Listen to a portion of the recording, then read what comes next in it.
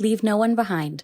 Updates on supporting Ukrainians with disabilities. Webinar recording from Thursday, March 31st, 2022, 6 p.m. Ukrainian time, 4 p.m. London time, 11 a.m. New York time, and 8 a.m. Pacific time. Presented by the Global Alliance for Disaster Resource Acceleration and Fight for Right. For a quick recap, our Global Alliance for Disaster Resource Acceleration came together by us at the partnership, the World Institute on Disability, and ONG Inclusiva as disability-led organizations that work with colleagues around the globe in disasters, organizations led by people with disabilities that know in disasters and crises like this war, we are left behind, along corporations, foundations like AT&T, Bristol Myers Squibb, JP Morgan Chase, and organizations like Levant Consulting, the Kessler Foundation, and Disability Inclusion Fund. We have come together recognizing the need to support local disability-led organizations responding and supporting fellow persons with disabilities in times of crisis and like this war. I'll pass it along to my colleague and fellow partner in this response, Shaylin Sosavas. Thank you, Herman. Today, we are really all here to hear from our colleagues and the work that they are doing tirelessly day after day around the clock, the work of Fight for Right and supporting fellow Ukrainians with disabilities during the war. Before the war, Fight for Right was a national Ukrainian nonprofit organization of persons with disabilities focused on ensuring that every person with disabilities knew their human rights and freely exercised them. Before the Russian invasion began, and when it was just a possibility, Fight for Right immediately sprung to action to compile and share emergency information for people with disabilities to use in case of the war. And since the war began, Fight for Right has pivoted their direct focus of advocating and advancing disability rights to providing emergency services in the form of evacuation, medication, and legal advice for fellow Ukrainians with disabilities. Fight for Right's aim is to provide direct services to Ukrainians with disabilities experiencing humanitarian crisis caused by the war and/or those in need of the evacuation.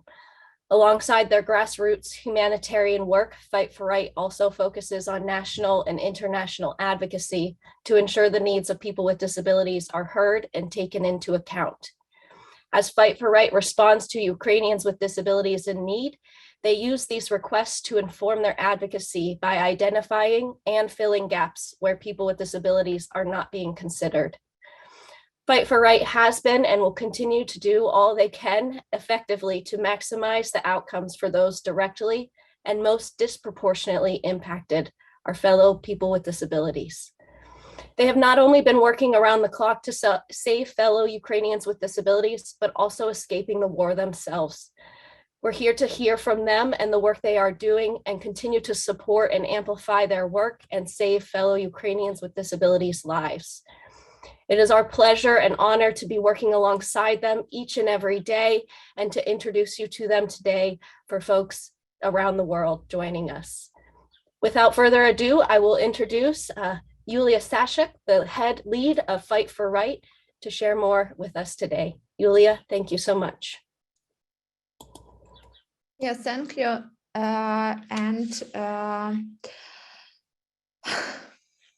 Thank you everyone for joining, and thank you everyone for supporting this month.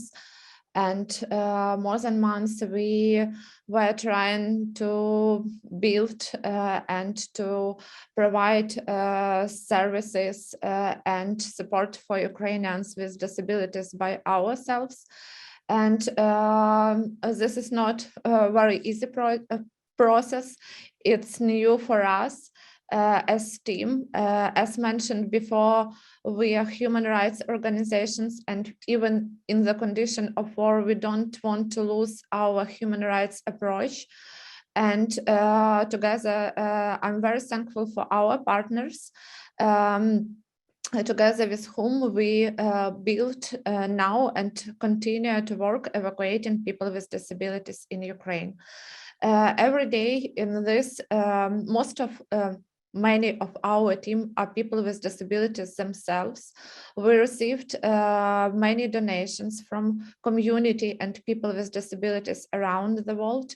And I'm really proud that in such a difficult situation, we people with disabilities show that by ourselves we can create and establish international effective mechanism for responding emergencies and helping ourselves again.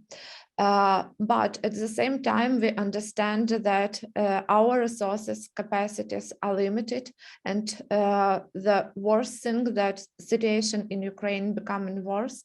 And when we talk, for example, about evacuation, our team every day face new challenges. Many of areas in Ukraine now are totally occupied, and we have requests. We know about these people, but we continue to lose connection with them, even mobile connection. We continue to lose people who can provide evacuation, drivers, transportation. We continue to face challenge in medical evacuation, where people can start the evacuation because it's very difficult to find hospital or clinic in Europe.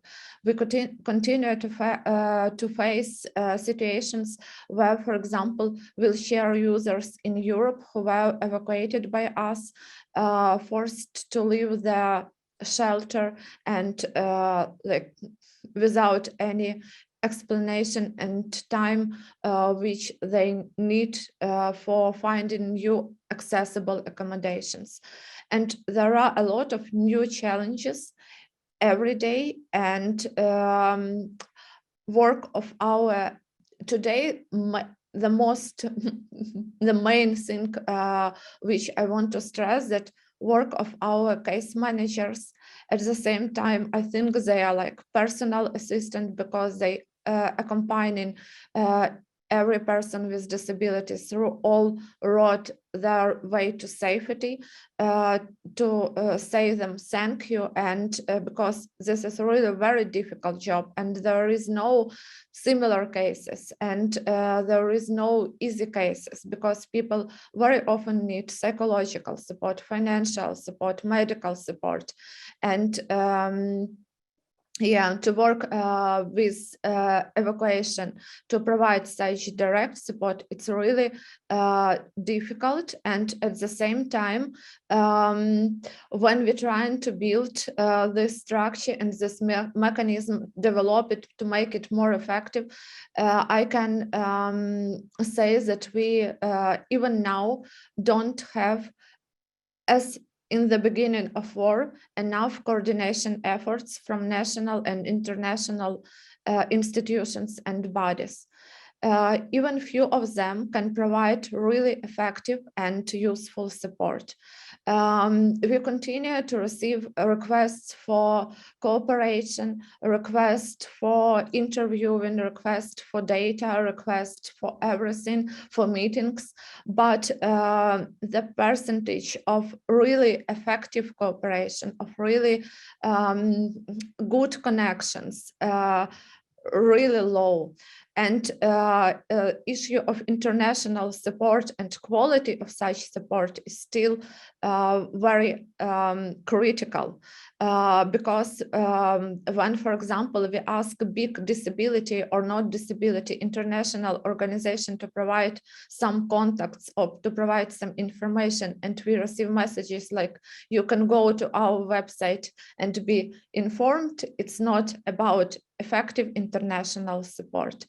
At the same time, I'd like to ask all our visitors who want to be involving in process of saving Ukrainians with disability lives to join our team, to join as volunteer if you have 1 hour per day, or if you have 2 days per week. There are a lot of issues where we still need people, and you can be part of our international team, our international community of people who are saving the world. And the last thing, yes, we continue to work with communication. In communication area, we trying to raise issue of people who are left behind, and to improve their conditions by means of international media. We continue work in advocacy area, providing legal support, trying to change our national regulations, trying to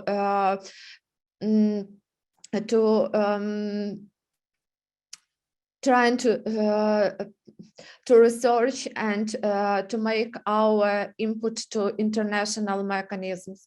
And we continue to collect disability war crimes data, and continue to raise issue of people with disabilities during war on international level. Thank you. Thanks, Yulia. Hi, everyone. My name is Anna Landry. I work as the Ukraine Crisis Focal Point for the Partnership for Inclusive Disaster Strategies. And I've also been supporting Fight for Right and Yulia as their international lead. So I want to share some concrete case metrics and updates with everyone. And I can post these in the chat afterwards so that you have all the numbers. Fight for Right has received requests for help from a total of 1,616 people, with each case including Ukrainians with disabilities and the loved ones that accompany them in Ukraine. Of this total number, we've successfully resolved the cases of at least 504 people as of today. The vast majority of these cases were for direct evacuation, with other assistance, including the delivery of durable medical equipment, such as wheelchairs, and other basic needs like food aid, medication, and financial assistance. So that's at least 504 people who we've now assisted to get into a safe situation. 43 people out of the total number I mentioned are now in cases marked inactive due to either becoming unreachable or changing their mind about needing our help. And this leaves us with the remaining 1,069 people with disabilities and their companions who are still in need of assistance. Our case managers are working around the clock to support those people, and we really appreciate any assistance you can provide us here on this call with donations to our GoFundMe or with material support for things like transportation and housing, which the speakers after me will talk more about. Now I want to turn it over to Marcy Roth, Director of the World Institute on Disability, for an update on our fundraising.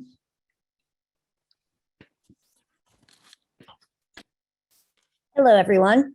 My name is Marcy Roth. I am the Executive Director and CEO of the World Institute on Disability and one of the co-founders of the Global Alliance for Disaster Resource Acceleration. My pronouns are she and her, and I am speaking to you from Maryland. On behalf of Fight for Right and GADRA, I want to thank you for your generosity and partnership as Fight for Right continues leading the urgent and complex work to leave no one behind. The World Institute on Disability serves as fiscal agent and fiscal sponsor for GADRA. At the request of Fight for Right, we are also serving as their sponsor while they navigate the operational challenges their Ukrainian disabled women-led organization is facing. We want to give a shout out to our GADRA founders, and our GADRA Founders Circle, Bristol Myers Squibb, and AT&T have been supporting GADRA every step of the way, and they have continued to support both GADRA and Fight for Right through their generosity. We are also very grateful for many people's support and both your support of spirit and partnership, and as well the financial support that you are providing for Fight for Right. I want to announce that we are very excited to learn that Google is supporting, and google.org is supporting the work of Fight for Right via a $300,000 US grant to WID. This will help Fight for Right to expand the urgent work that they are doing. We've also been notified that the Microsoft Philanthropies team has enabled WID to be eligible for a 2-to-1 match or 200% match, retroactive to February 24th. And they have shared the donation details with their disability employee resource group and their accessibility team. Every day, we're seeing evidence of people helping people, volunteers, agencies, and a growing network on the ground are joined by generous corporate and foundation funders and individuals using the links that you can find on our website and our Text to Give campaign, which I'll tell you a little bit more about in a moment. These options are enabling a global community to come together in the face of unspeakable horror. If you go to www.wid.org, you will be able to find links for CNN Impact Your World. You will also find, very importantly, links to the Fight for Right website and other related links. And thanks to the generosity of AT&T, we have a very robust Text to Give campaign led by the Mobile Giving Foundation.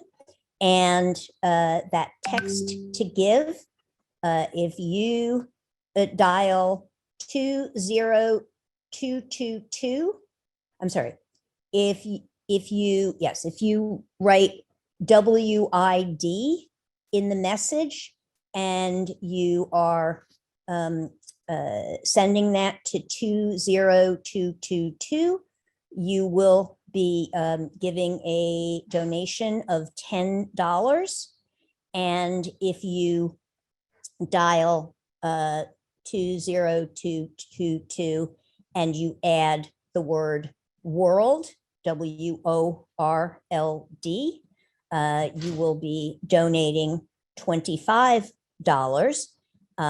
And this is a, sorry, I want to make sure I'm reading the exact description. Okay,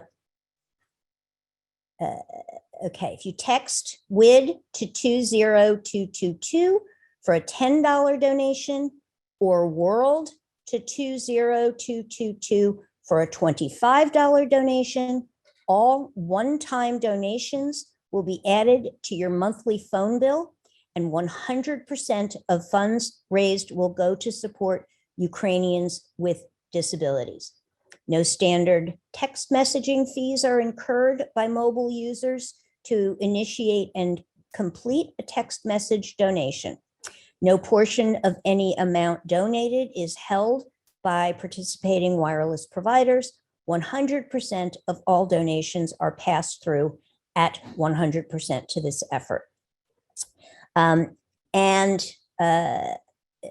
Again, we appreciate any and all support for Fight for Right, and will continue in our role as fiscal sponsor and fiscal agent as they ask of us. At this point, I would like to introduce the chair of the World Institute on Disability, Susan Mazrui, who is also, as we talked about AT&T earlier, is a Founder Circle member for the Global Alliance for Disaster Resource Acceleration. And Susan has also made it possible for the generosity of AT&T to support Fight for Right. Susan?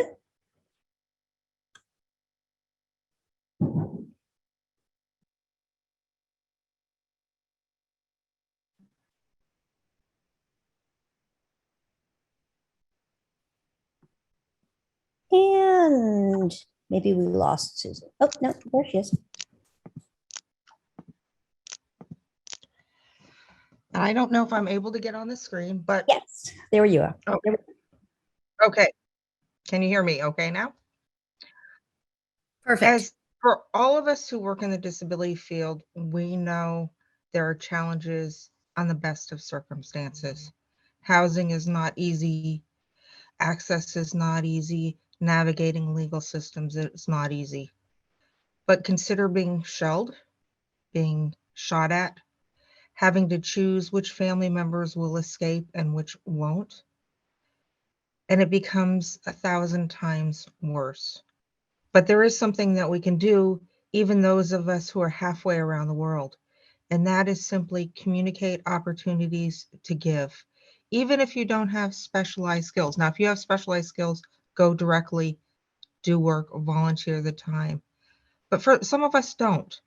But we have networks, we have employee resource groups, we have companies we work with, we have friends, we have families, we have social networks. Post these opportunities to give. Tell these stories that you'll hear today. Let people know that this is a point in time, a point in history when you can make a difference. Don't be the people who you look back years later and say, why didn't I do something? You have the opportunity to do something. My father, both my parents went through terrible tragedies during wars. And what my father would say, no matter what happened, when I lost my vision, when I developed multiple sclerosis, when I had other challenges, was at least no one's shooting at you. In this case, people are shooting at people. People are trying to find homes. People are trying to evacuate with systems that don't necessarily provide accessible transportation. You have the opportunity just by taking 5 minutes out of your day, once a day, to text your friends, to say, text to give. Takes 5 seconds. Go to the website for Fight for Right Ukraine and GoFundMe.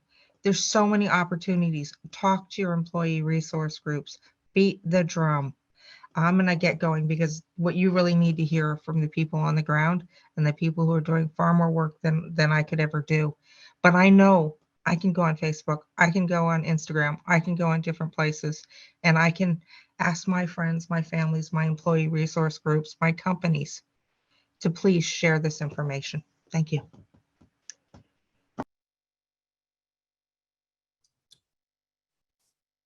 Thank you so much, Susan. This is Marcy speaking. We appreciate you very much and appreciate AT&T and all of our very generous donors.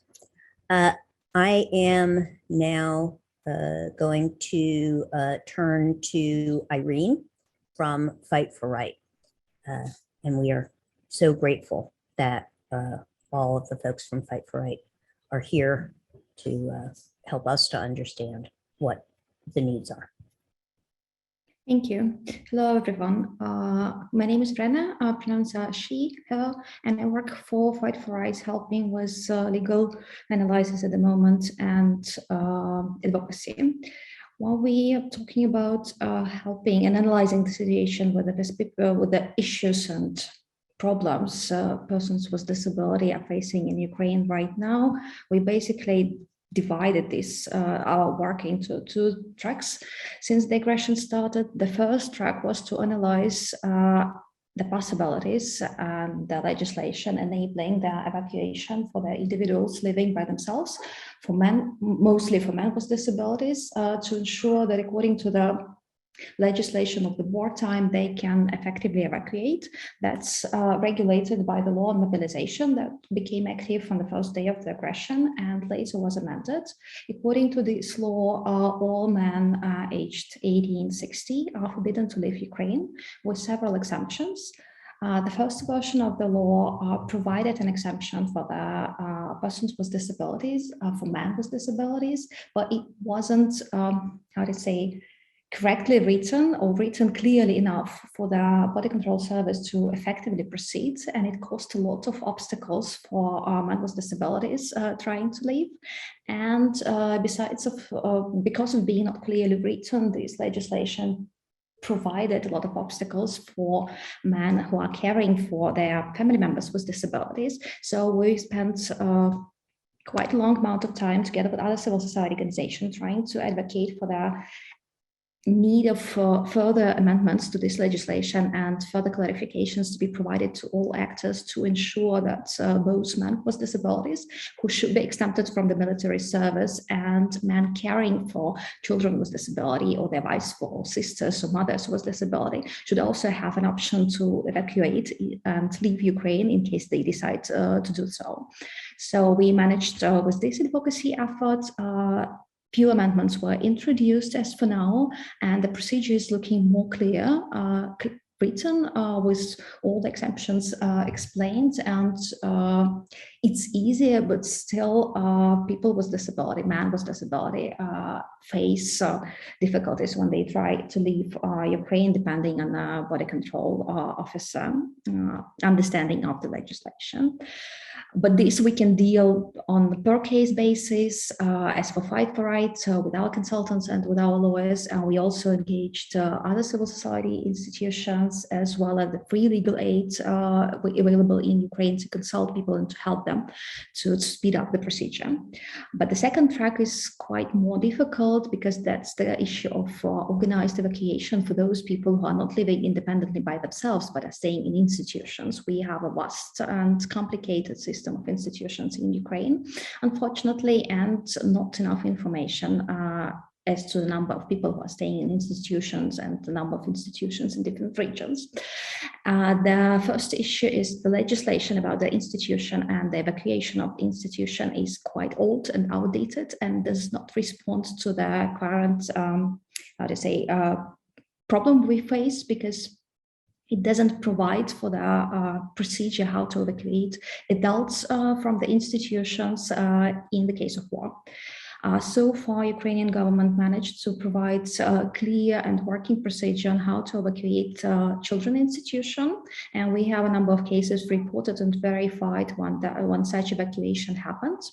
And that's and we see also quite a good working between the national authorities, the local authorities, and the ombudsman in evacuating this children institution. But unfortunately, we do not see the same effective and joint effort when it comes to evacuating the institutions for adults.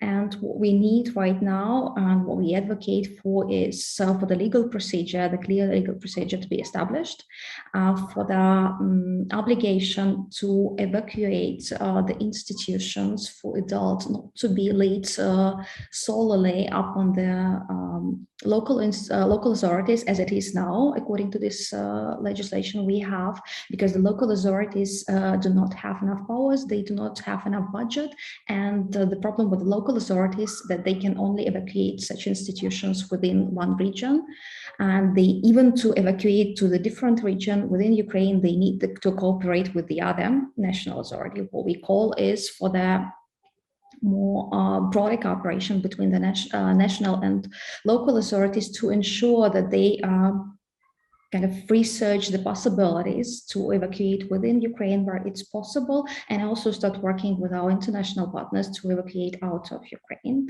For this, we also need the exact statistical data, which is quite difficult to obtain right now, especially from those regions where there are active military actions are going on, because the local authorities and people responsible are quite often do not respond to public requests and not provide data. We also kind of addressed to the international community to help us with that, to help us with the educational effort, but also to help us with providing a clear voice and saying that we are also looking for the solutions, and we can propose Ukrainian government some such solutions, because we understand that any mass organized evacuation of adults is a quite difficult procedure, and it should be provided in a transparent way, and also with durable solutions what going to happen to these people once they are evacuated and has to stay in a foreign country. That's probably it from the legal side and advocacy updates. Thank you.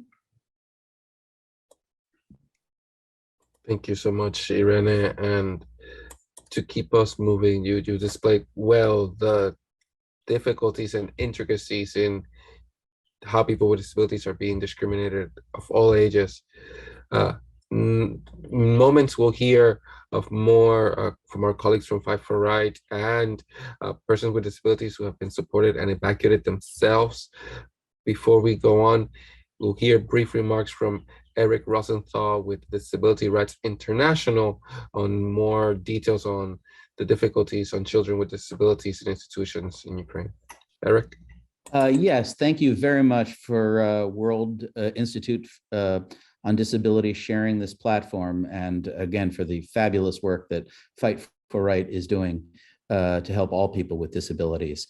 My organization, Disability Rights International, is a global disability organization working for the human rights and full community inclusion of all people with disabilities. We work for many years in Ukraine to document the conditions of between 100 and 200,000 children in institutions, and even more adults in these facilities. The conditions in these facilities were horrendous before the war. They shouldn't have been there. These were children who have families, who should have been with their families. We warned with war coming that there had to be efforts at deinstitutionalization, and these are the dangers of what happens when a crisis hits. The refugees are in many ways the lucky ones. We have staff now who are working in Ukraine to identify the conditions and a situation of children and adults with disabilities who are in institutions. There are some positive stories of orphanages being evacuated, but what we are finding is that the institutions for children with disabilities have largely not been evacuated. There are great support needs that these children have. It's difficult to transport them, it's difficult to support them, and frankly, it's difficult to find them. There was never one particular map. The government authorities of Ukraine did not have one centralized system for monitoring or oversight, which means that now in a time of crisis, it's very difficult even to find. There are children in adult psychiatric facilities and social care facilities, and the adults in these facilities, as our colleague Irene mentioned, are especially at risk. We have found in some facilities, the staff are no longer being paid, and yet we've found some heroic situations where they're still working to keep children alive, but we just don't know how long that's going to last. DRI has responded through our staff in Ukraine and has created a map where we are crowdsourcing information in order to document where these children are, where adults in institutions are, to get humanitarian relief to them. We are not a direct aid organization ourselves, but because we have documented and know where the children and adults in institutions can be found, we are getting maps to the larger international relief organizations like Save the Children, Abilis, and others who are doing direct outreach. We have created a crowdsourcing tool that is accessible for people with disabilities that we will be launching next week called DRI Lifesaver. It will be available in Ukrainian and Russian and will allow people with disabilities to report on their own needs, on abuses they're experiencing, on abandonment, in order to document this problem. So I'm going to put our information in the chat right now. Our website is driadvocacy.org.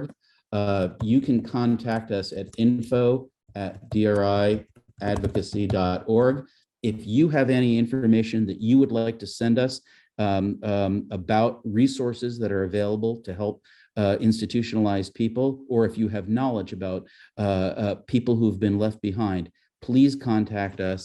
And then we hope by next week, we will have DRI Lifesaver. It will be DRI lifesaver.org, and direct information can be uploaded. So we very much appreciate the opportunity to collaborate with Fight for Right and WID on this effort. And we are trying to reach at least 250,000 people who, because of their disability, have been left off the grid and are largely left behind. And we need to have targeted efforts to keep them alive and to preserve the opportunity for full and community inclusion of those people in the future. Thank you very much.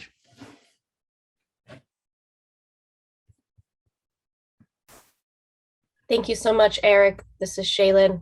Appreciate all that you are doing, and thank you for all of the work from Disability Rights International and for your important remarks today. Next, we will be hearing from Victoria Kravchenko on medical evacuation updates from Fight for Right. Victoria? Мене звати Вікторія Харченко, я представляю громадську організацію Fight for Right. Чи все в порядку з перекладом, чи мене чути? Скажіть, будь ласка. Yes. Ми займаємося евакуацією. Так, ми займаємося евакуацією вже понад місяць, і особисто я працюю кейс-менеджером, тобто збираю кейси і веду людей від початку того, як ми отримуємо заявку, і до того моменту, коли вони евакуюються в більш безпечне місце.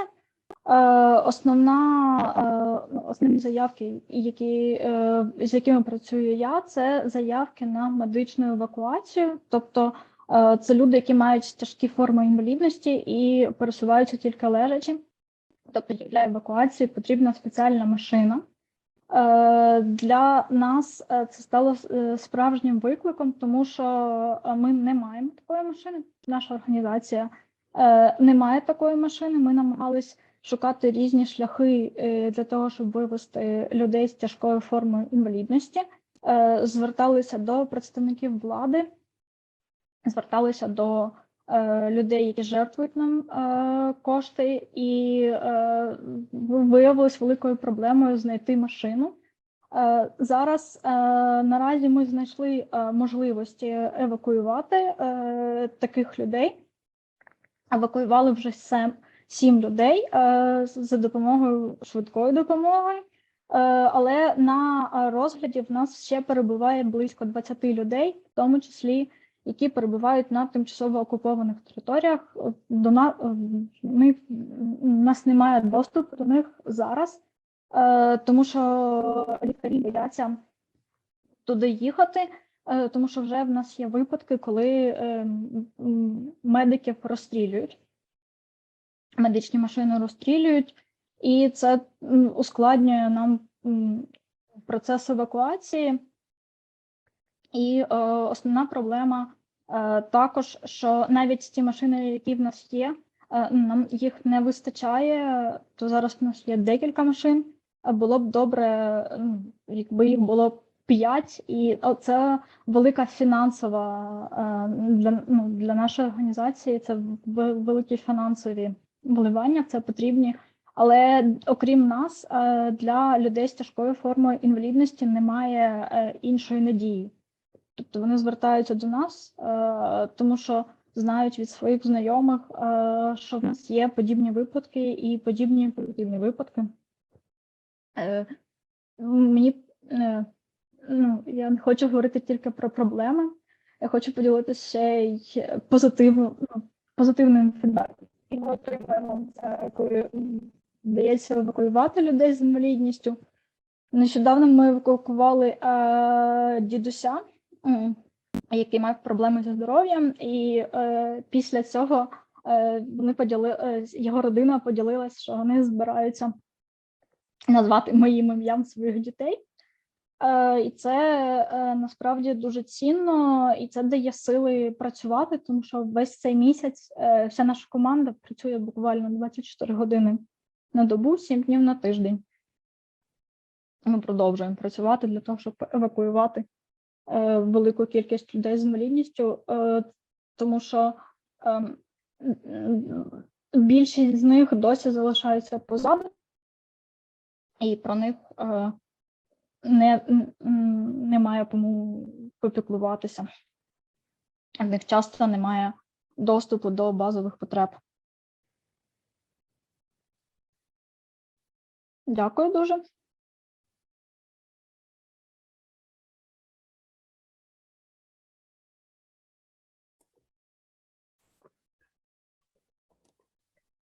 Thank you so much, Victoria.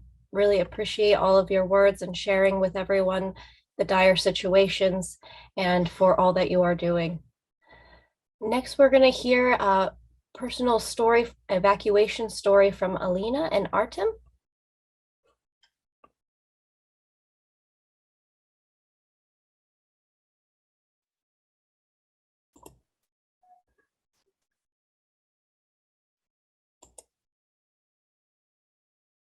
Добрый день всем. Мы люди, которые нам помогал Fight for Right выезжать с Украины. Хотим поблагодарить им. Большое им спасибо за это, потому как без их помощи мы бы не решились выехать в никуда. Дорога была довольно-таки длительной. Мы 19 часов только ехали по всей Украине. Дорогу усложняло то, что в поезде мы даже не могли сходить в туалет. Но приехавши во Львов, нас саживали работники поезда. И на перроне, будучи на перроне, тероборона, будучи на перроне, мы не знали, как нам перейти к вокзалу. И тоже обращались к людям в форме, чтобы нам помогли. И когда мы спустились с поезда, мы услышали, что звучит сирена, но так как мы пребывали в таком месте, что для нас это уже стало нормой, особого страха не было. Но многие люди, когда мы переходили уже по парному переходу вокзала, то очень большое столпотворение было именно в переходах, люди толпились. Была маленькая такая проход, который позволял людям пройти кое-как, протиснуться. Также зашедшие во Львовский вокзал, мы были там буквально месяца 3 назад, у нас немножко такое было, видели, вокзал до этих событий, и уже во время того, как много людей там, это немножко так шокировало, очень не по себе стало. Много-много очень детей, людей, которые пребывают на вокзале. И мы без отдыха решили поехать сразу на границу, потому как сами понимали, что и нам тяжело, и людям, которые будут нам искать место для ночевли во Львове, тоже будет тяжело возиться туда с нами, чтобы не причинять лишний дискомфорт людям. На границе мы приехали на границе мы стояли в очереди 4 часа, и спасибо также, что позаботились о том, что нас смогли забрать, потому как приближался вечер, и я после 4 часов состояния в этой очереди, я почувствовала, что я начала замерзать. Слава Богу, то, что нас просто свободе выдали волонтеры, так как очень много суток. ну, на сутки точно. Там людей были тысячи на границе. Мы постоянно коммуницировали с волонтерами, но для нас было сложно то, что был языковой барьер. Ну, мы все равно как бы сумели разговаривать, общаться с ними. И также на границе уже польской мы тоже не могли совсем сориентироваться, потому как попали в среду, да, что нету как бы незнания нашего, то, что мы не знаем язык, для нас было сложно. Но все-таки мы добрались, нас разместили в отеле в Кракове на несколько дней, и после этого мы также списывались с нашими волонтерами, которых нам предоставила организация Fight for Right, и далее коммуницировали с этими волонтерами, и также нам разместили, сейчас мы находимся в Нижней Австрии, в пансионате для летних людей, и тут же также есть люди, которые с детьми, у которых тоже инвалидность, аутисты, и многие люди, которые очень много детей. Поэтому, да, большое спасибо Fight for Right, потому как в действительности мы бы не рискнули выехать вот именно сами. И единственное, то, что мы сейчас как бы вот в таком подвешенном состоянии, не знаем, как мы будем дальше. Ну, то есть Мы будем как ли бы, тут в Австрии или же дальше когда? мы просто как бы в Австрии с работой очень сложно, да, мы хоть и люди с инвалидностью, но будучи в Украине, мы работали, и теперь как бы это не наша особая среда. Сложно, но привыкаем. Пытаемся учить немецкий язык, потому как, да, тут немецкий язык. Ну и тоже как бы вчера нас очень напугало то, что в 10:30 вечера сработала сирена. И мы это слышали, и тоже как бы начали смотреть, и тоже как бы все в центре, да, люди с Украины, которые постоянно слышали эти сирены, немного, да, вот напуганы. Некоторые даже сильно напуганы, начали спрашивать, что мы будем делать дальше, в плане того, что если что, то куда эвакуироваться, какие-то бомбоубежища есть тут или нет, то, в общем, Да, и своего рода немножко запаниковали. Приспособлены ли они для людей с ограниченными возможностями? Непонятно. Не знаем, что еще добавить. Да, спасибо. Если есть, возможно, какие-то вопросы к нам, мы можем ответить. Дякую вам. Дякую вам, Ліля. Дякую вам, велике. Дуже вам вдячні.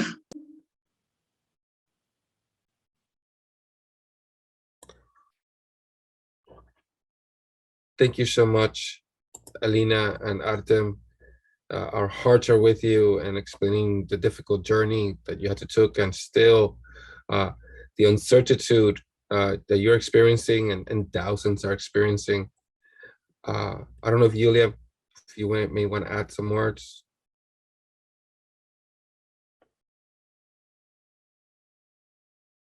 To keep us moving, next we'll hear from another colleague who has evacuated, Fight for Right, and continues to do the work. Thank you for all you do and your and sharing your experience. Next, Alexander. Does you mean Alexander is me? Yes. Дякую. Добрий день, мене звати Олександр. Я є наразі вже повноцінним членом команди «Боротьба за права». Спочатку ще до війни я був лише волонтером, у мене була основна робота, але так сталося, що війна почалась в Україні і, маючи ВІЛ-статус, маючи проблеми з доступом до ліків в Україні, маючи інші супутні захворювання, пов'язані з ВІЛ, мені довелося покинути Україну через те, що я не було впевненості, не було гарантії того, що забезпечення ліками буде стабільним, постійним, а в моєму стані це є дуже критично.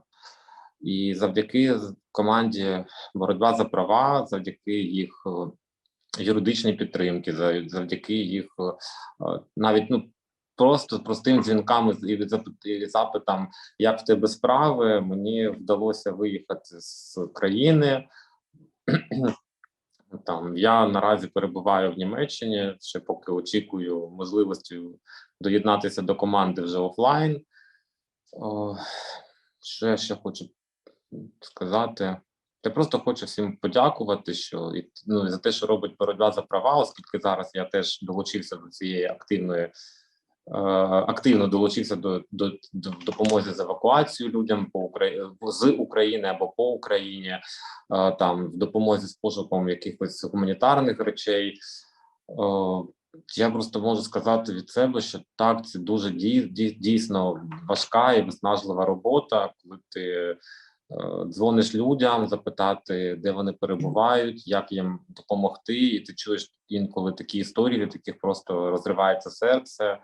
А найбільш важко це, коли ти бачиш в таблиці кейси, які люди знаходяться на окупованих територіях, тимчасово окупованих територіях зараз, і ти розумієш, що зараз немає навіть можливості, як їм допомогти, тому що там все під обстрілами, там небезпечно, і ти просто сидиш і ти не розумієш навіть, що робити в цьому випадку, як ти можеш допомогти, якщо туди не можна доїхати, звідти небезпечно вибиратись, і через ці обстріли немає ніякої можливості навіть просто допомогти якимись гуманітарними речами цим людям.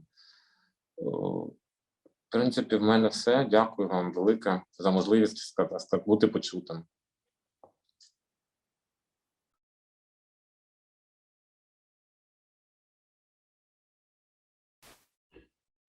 Thank you so much, Alexander. Thank you for sharing your experience and for all the work that you continue to do, and all that you are going through. And fellow Ukrainians with disabilities, our hearts are with you, and we are here to support all the work Fight for Right is continuing to do. Next, we'll hear from Avery Horn to share needs update from Fight for Right. Avery? Hi all. Thank you so much for being here today, and thank you for hearing from all of our different components, all of our different areas and the ways that we've been operating as a team. There is a lot going on. There is a lot that is needed, and we are now past 30 days into this war, and things have not become easier. We are still operating in several different ways, and as you heard mostly today, the main area is evacuation. Nearly everyone on our team is in some way also working on the operational side of things, as in addition to the logistics side, in addition to trying to support our team, trying to again engage in advocacy efforts to ask questions about institutions, the mechanisms that are going on, the tracking of individuals with disabilities, the reaching of them. All of these are questions that we share with you that we are working on as well. But the main way that you can support us is by coming alongside us in this effort. Like I said, we are all working day in and day out, and the needs remain very, very large.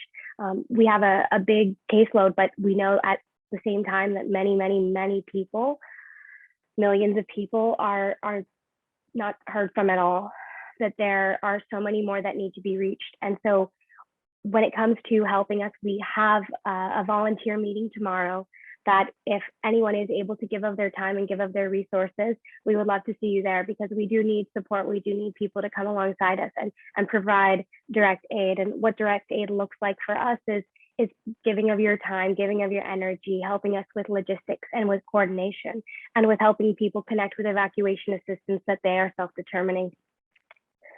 So I go ahead and share the volunteer meeting link in the chat here. It is tomorrow at 4 o'clock GMT time. So that would be 6 p.m. Ukrainian time. Again, I'll share that. We also have a needs assessment that we have been sharing with our partners that continues to be very relevant. And when we talk about what needs we have when it pertains to evacuation, we still need accessible transportation. ambulances to help with medical evacuations, like you heard from earlier.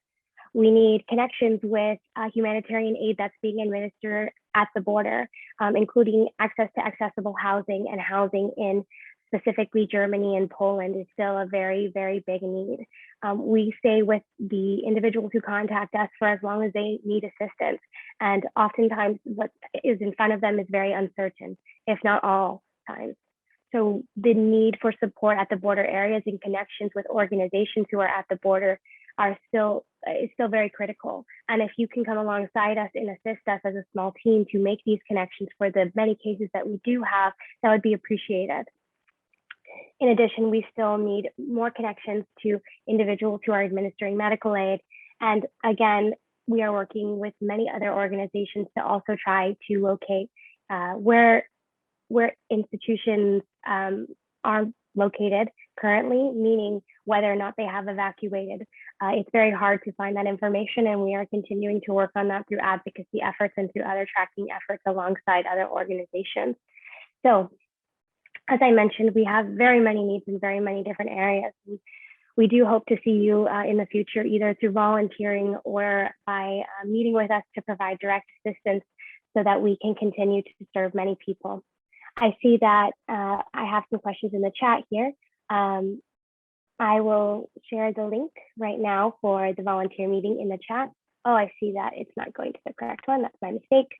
So I have shared now the volunteer link for tomorrow in the chat. So we hope to see you there, and we want to thank you so much for joining us. Thank you.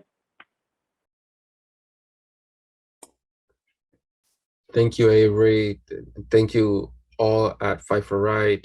We're so glad that Alina, Artem, you are momentarily safe, and again, our hearts are with you, as well as Alexander and all the work that you continue doing in support, and all at Fight for Right for your leadership, demonstrating that it is people with disabilities that will come and help people with disabilities throughout disasters and crises like this war. We have seen a number of inputs into the Q&A. Most are relevant information, and we thank you all for sharing it.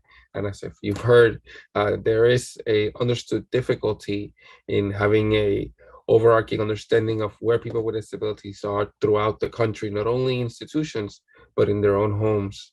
It is something that every day Fight for Right is attempting to get an understanding of, not only through their hotline and networks, but with the UN, HCR, protection clusters, and other clusters, the European Disability Forum, the International Red Cross, Crescent, and others, where the need is understood, Fight for Right is recognized, and this is not just the need in Ukraine, as it's been understood, but in the countries receiving refugees. At this time, if you have other questions that you would like the speakers to address, please put them in the Q&A. I'll give a moment for that.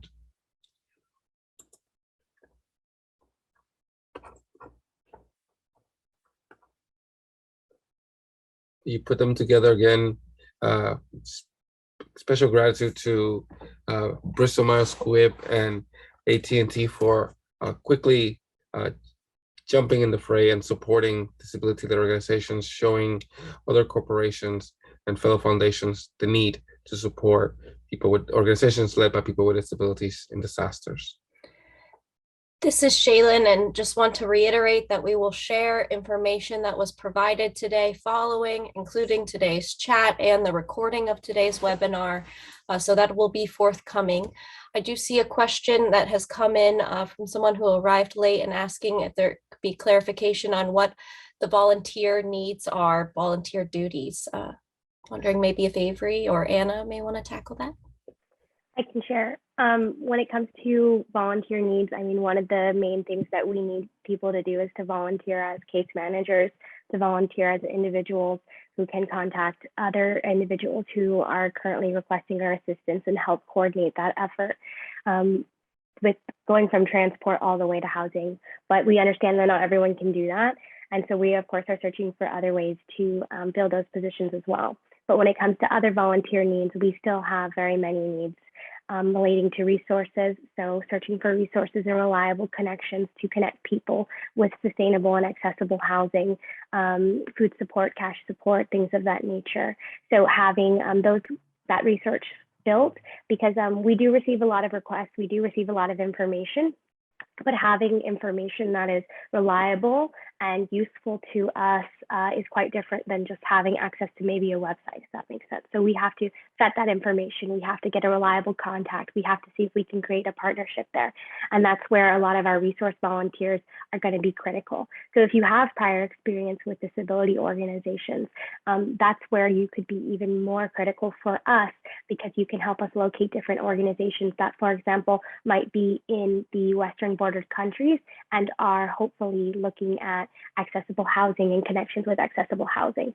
So that's a little bit of what we envision some of our volunteers to do currently, but we have very, very, very many operational needs right now, as we have obviously been creating an emergency effort in the past 30 days that is completely novel and new. So I can assure you that we will have things for our volunteers to do. And when we are meeting, you can also express what your skills and needs and desires are, and we can fit you within the big frame of needs that we have. So I hope that answers your question, but if not, I would be happy to talk more with you about this tomorrow at our volunteer meeting. Thank you.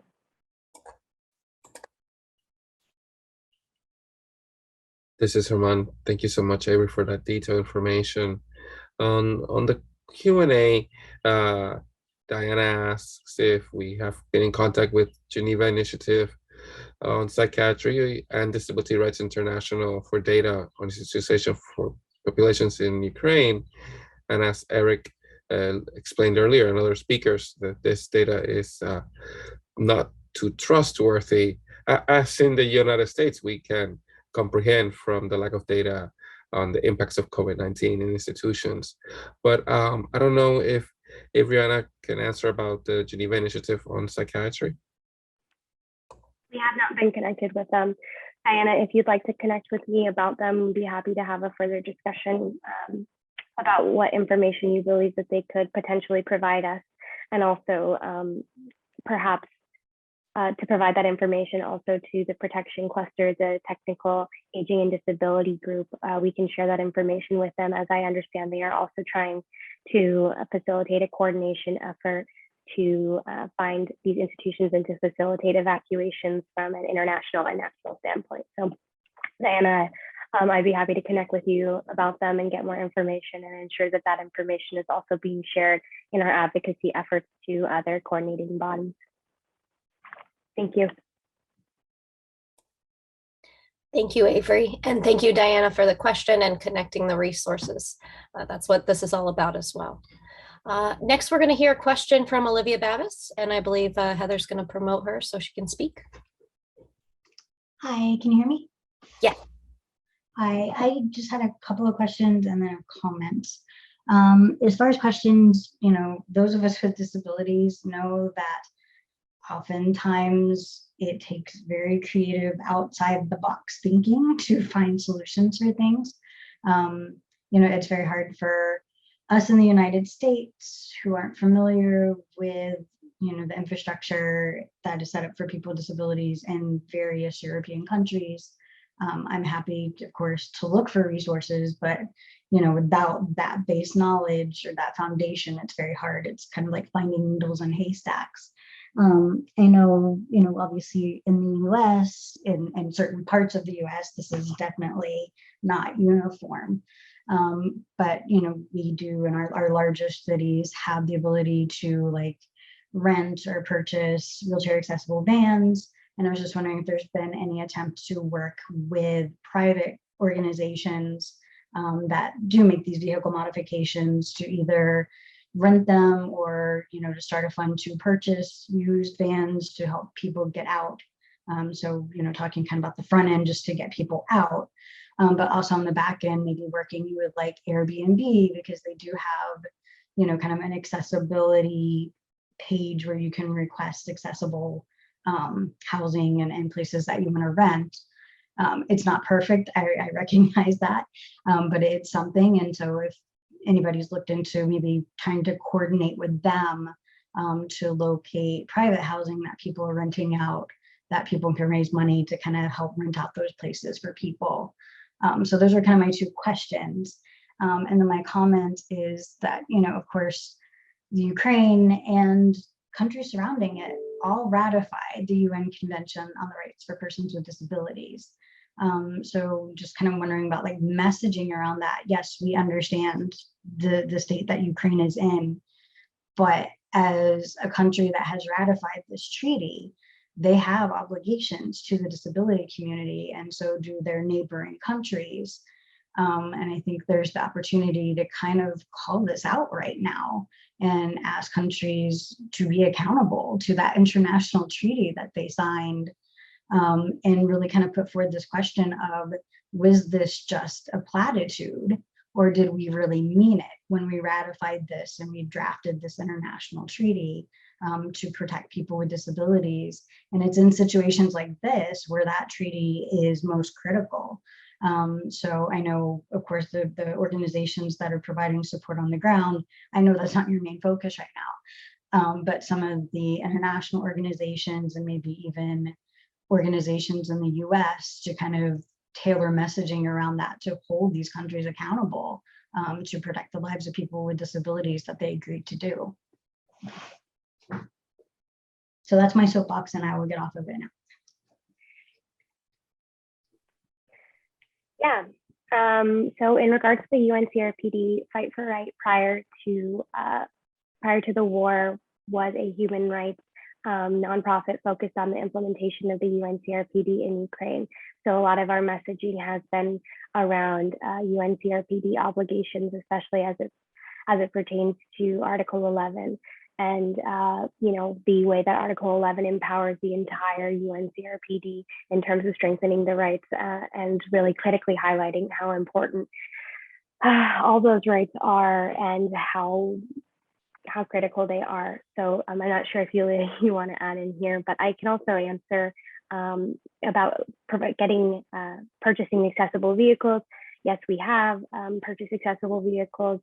And I think a lot of the need, though, still remains with the coordination and logistics side, as we have these accessible vehicles and we have some drivers, but we are still limited, of course, in terms of where they can go because of shelling our different regions, but also in terms of the coordination and the need for more coordination, right? Because we can have this accessible vehicle, but we need to source a driver, and we have sourced drivers, but then also getting, it's quite hard to explain the depth of the issues when it comes to sourcing these needs. So we definitely are willing and wanting to get more accessible vehicles to serve the population needs.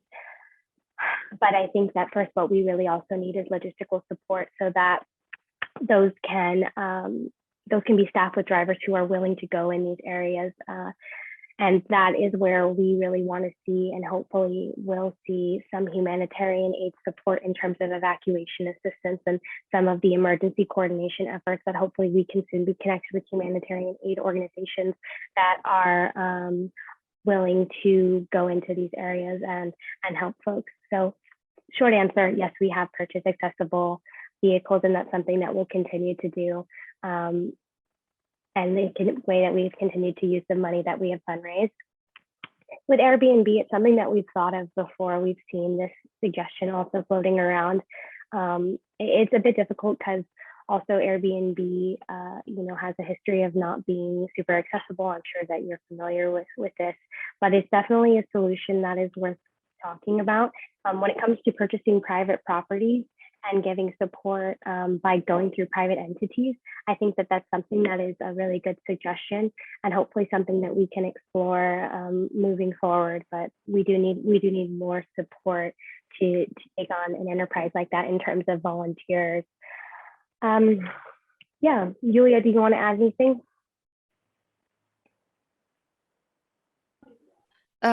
No, thank you, Avery. I think that's all. But yes, for me personally, as I mentioned before during, I don't know, for me, all my activism and my professional growth, it was really important to promote, to protect, and to believe, to UN CRPD and people who are working in this area. And after my personal evacuation, after evacuation of my friends, colleagues, different people with disabilities, after situation which we have now, after all, I don't know, protection cluster meetings, International Disability Alliance meetings, European Disability Forum meetings, I don't see enough efforts to help directly people now. I don't believe personally in big influence of such instruments. Yes, I understand that it's very emotionally now. Yes, I understand that now I'm also in state in my country I have war, but I really believe that with all international support which now circulated, which with all people we can be more effective, and this is only one reason to criticize and to do it aloud.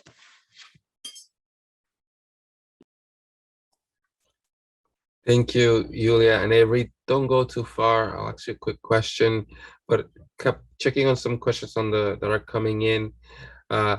One from Rain around the prioritization around countries receiving refugees, and the answer that is one of the priorities. This is a complex, cross-sectorial, layered response. We, along by the leadership of Fight for Right, meet people where they are and their needs as they continue. So it is one of the needs along many. Another question that came in the chat, if Julia or Eric could quickly address, was around on any understandings around the status of people who are deaf in Ukraine. Generally speaking, information for people who are deaf and deaf and blind are often lacking, even though these are rights under UN CRPD. But I don't know if you may want to add.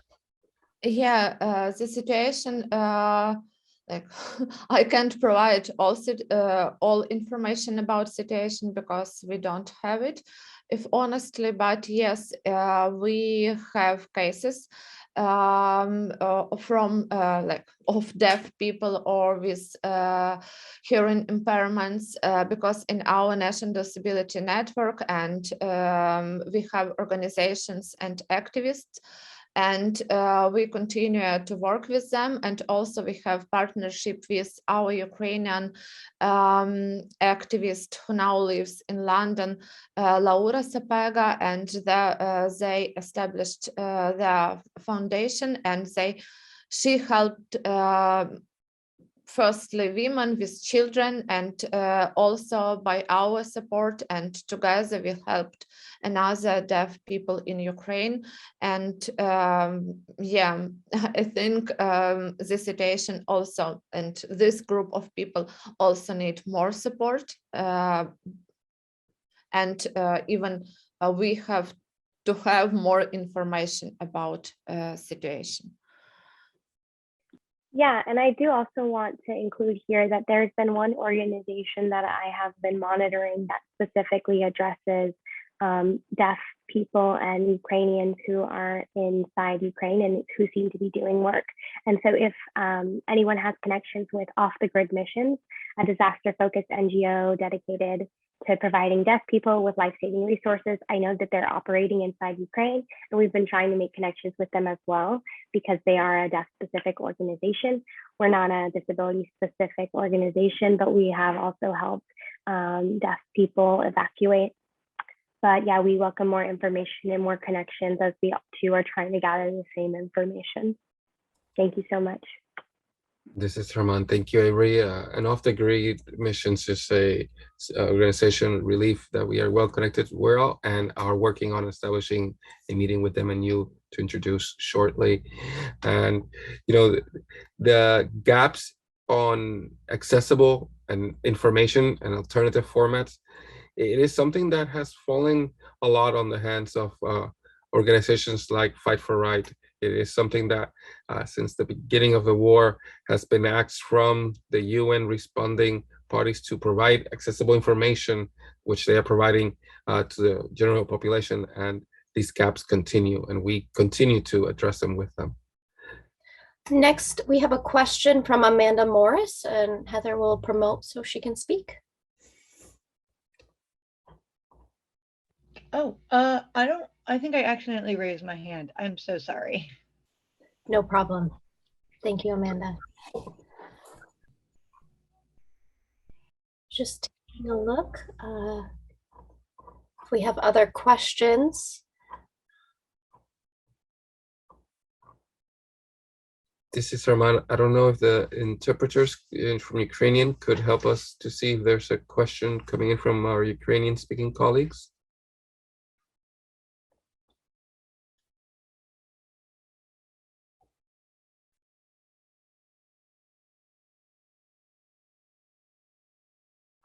Thank you.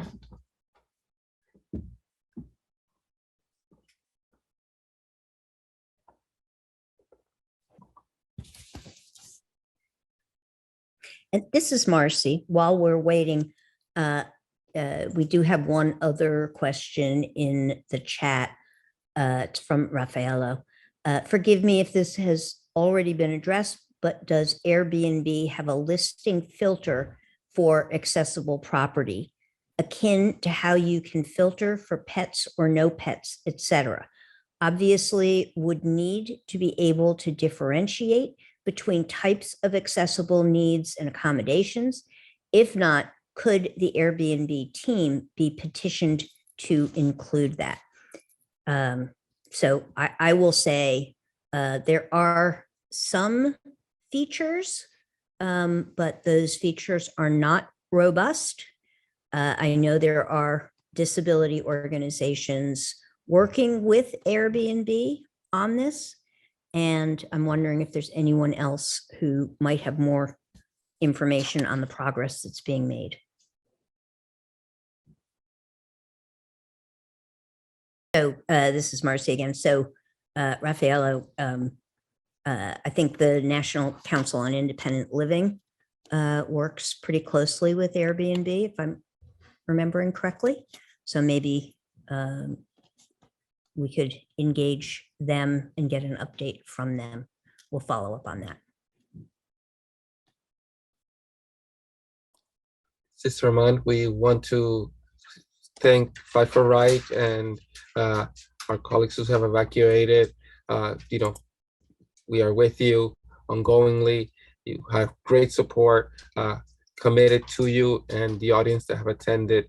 Thank you for your time and commitment. We'll hear closing words from Marcy and Julia. This is Marcy, and I want to thank everyone for joining the Global Alliance for Disaster Resource Acceleration and our efforts in support of Fight for Right. Julia and her team have told us again and again, this was not the work that the organization had intended. But as we've seen again and again, unfortunately, humanitarian actors are still leaving people with disabilities behind. And we have seen in no uncertain terms, once again, the failures of the global humanitarian systems that have just never been, we have not made the kind of progress that needs to be made so that the disproportionate impact of crises, emergencies, disasters, conflict can center people with disabilities. And it was time before, and it's time now, and we need to continue to work together to very significantly change what happens for people with disabilities globally in these sorts of situations. As folks have said, there are laws, the Convention on the Rights of Persons with Disabilities, and other humanitarian laws that are being denied. Certainly, the impact of the war crimes being perpetrated by the Russian government are disproportionately impacting people with disabilities and other marginalized people. And we, as a global community, must come together and put an end to the exclusion of people with disabilities. The work that Fight for Right is doing continues to evolve, and I know they need our help. This is not going to be a short-term relationship. We intend in any way we can to support Fight for Right to take the leadership role that they have taken on, and to support them in their efforts, not only on behalf of Ukrainians with disabilities, but anyone with a disability who is experiencing the horrors that we are all unfortunately witness to. Yulia, I will turn to you for closing words, and you know we are right beside you in any way we can be. Thank you, Marcy. And for me, I'm really proud, even in this terrible time, that the evacuation and saving lives of Ukrainians with disabilities is possible. And I'm really thankful for every person with disability who donated, who supported us, who support now, who volunteering, and who just staying with Ukraine and with Ukrainians with disabilities. And I'm really proud of effectiveness of our work. Yes, I understand that there are 2.7 million of people with disabilities in Ukraine, but on the other side, without us, this 500 people also will still be in Ukraine. And we dedicated now all our esteem, and me personally, all our lives and time and efforts to make this mechanism more effective. So I'm really appreciate support, help, and if you can, if you have time, money, connections, I don't know, maybe car which you don't need, we need everything for Ukrainians with disabilities now. And about such support, mainly from community, is the most important for me thing, because today we, during our conversation with our case management lead, she told me the story when we have person in one of the cities, towns near the Kyiv, and the situation there is not very safe, and we agreed with one of the group who provide evacuation for general population that they will take this person with severe disability. And then they called her, and they said that they can go to this person, and she was trying to ask them like, why, please, but she received a response, if you need this person, please go and do it by yourself. So this is a real situation where I understand that responsibility for our rights, lives, and dignity, and even now during the war, our survival really in our hands. And I'm really thankful for all who are with us during the war in Ukraine. Thank you.